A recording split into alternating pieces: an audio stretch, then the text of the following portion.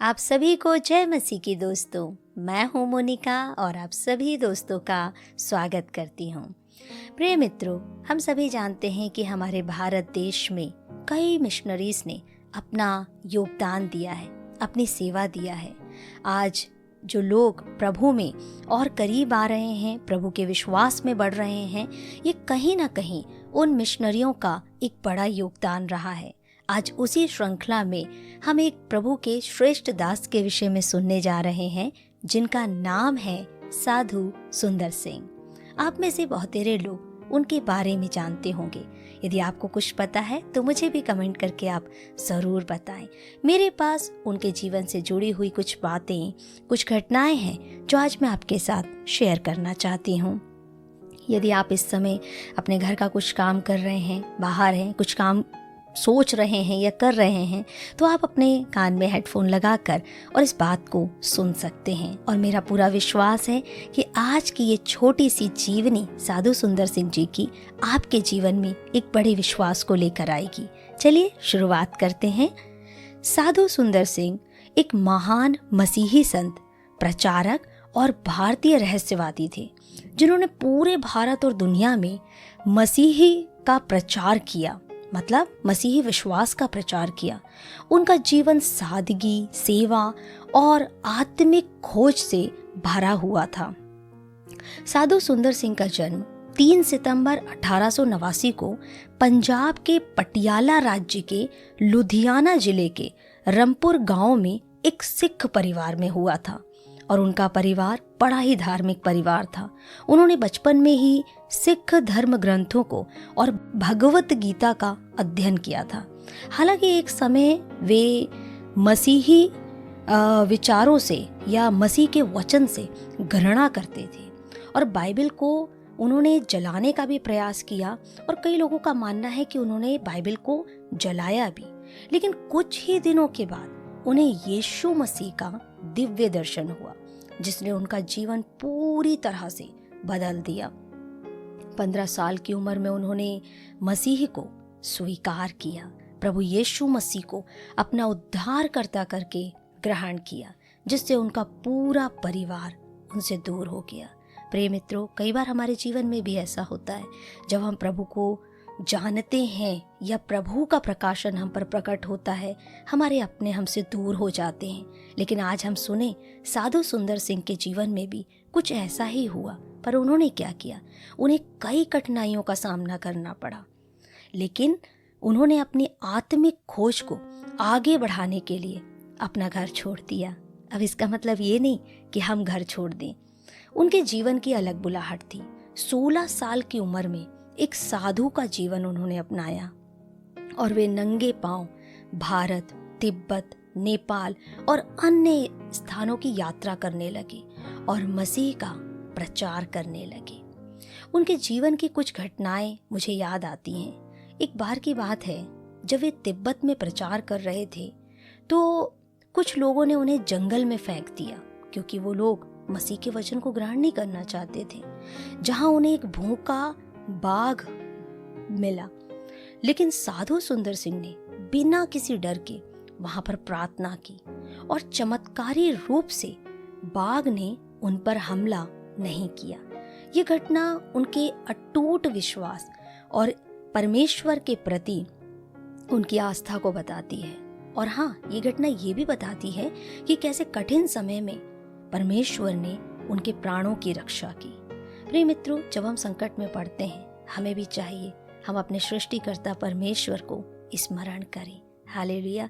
एक और घटना है, एक बार जब वो तिब्बत की यात्रा के दौरान थे तो उनको अत्यधिक ठंड ने पीड़ित कर दिया था। मतलब उनके पास ठंड में ओढ़ने के लिए या इस्तेमाल करने के लिए कोई भी गर्म कपड़ा नहीं था। और इस तरह से उन्होंने एक घर में जाकर शरण मांगी, वहां पर उनसे मदद मांगी, लेकिन लोगों ने उन्हें ठुकरा दिया। उस रात वे एक गुफा में रहने गए। एक गुफा ही थी जो उनको शरण दे सकती थी, तो इसलिए वो वहां पर गए और वहां जाकर उन्होंने प्रार्थना की। और सुबह जब गांव वालों ने आकर देखा कि वे तो जीवित हैं, तो वो सब के सब चकित रह गए और उनमें से कई लोगों ने तो मसीह को अपनाया, प्रभु पर विश्वास किया।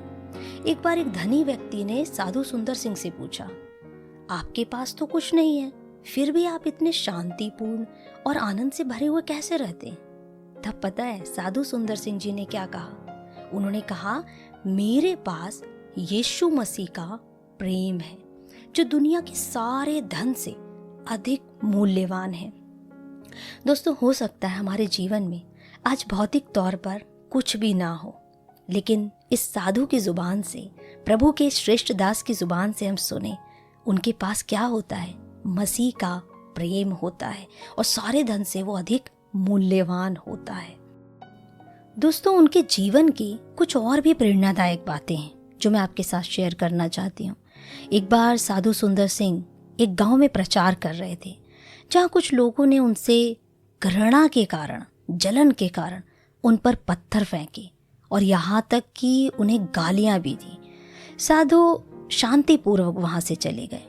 जब वे वापस लौटे तो वे उन लोगों के घरों में फल और उपहार लेकर गए। ये देखकर तो वे लोग बहुत लज्जित हो गए और उनकी दयालुता से प्रभावित होकर उनका सम्मान करने लगे।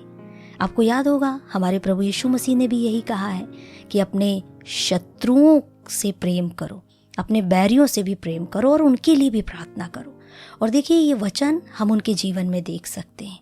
तो जो वचन हम पढ़ते हैं, सिर्फ पढ़े नहीं, सुने नहीं, लेकिन साधु सुंदर सिंह जी के जीवन से सीखें कि उसे अपने जीवन में हम जिए भी। उनके जीवन की एक और घटना है। एक गांव में एक व्यक्ति साधु सुंदर सिंह से घृणा करता था और उनको बहुत नुकसान पहुंचाना चाहता था, मतलब कैसे ना कैसे करके उन्हें हानि पहुंचाना चाहता था। लेकिन जब वह बीमार पड़ा और उसकी मदद करने कोई भी नहीं आया, तो साधु सुंदर सिंह ने उसकी सेवा की और उसे स्वस्थ होने तक, यानी ठीक होने तक उसकी देखभाल की। उस व्यक्ति का हृदय परिवर्तित हो गया और वो साधु सुंदर सिंह का अनुयायी बन गया, यानी वो प्रभु को मानने लगा। दोस्तों, अब बात आती है साधु सुंदर सिंह जी के जीवन में उन्होंने जो स्वर्गीय दर्शन पाए, क्या वो एक था या कई थे? तो साधु सुंदर सिंह ने अपने जीवन में कई बार स्वर्गीय दर्शन किए और उन्होंने ऐसा बताया कि स्वर्ग प्रेम, शांति और आनंद का स्थान है, जहाँ कोई दुख और पीड़ा नहीं होती। उन्होंने लोगों को सिखाया कि सच्चा प्रेम और सेवा ही स्वर्ग का द्वार खोल सकते हैं।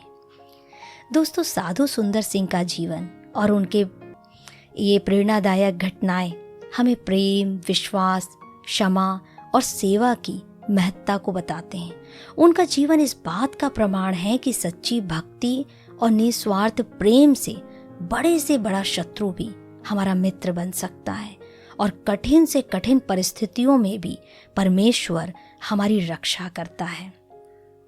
इस प्रकार से कहा जाता है कि सन 1929 में साधु सुंदर सिंह तिब्बत की अपनी अंतिम यात्रा पर निकले और फिर कभी वापस नहीं लौटे।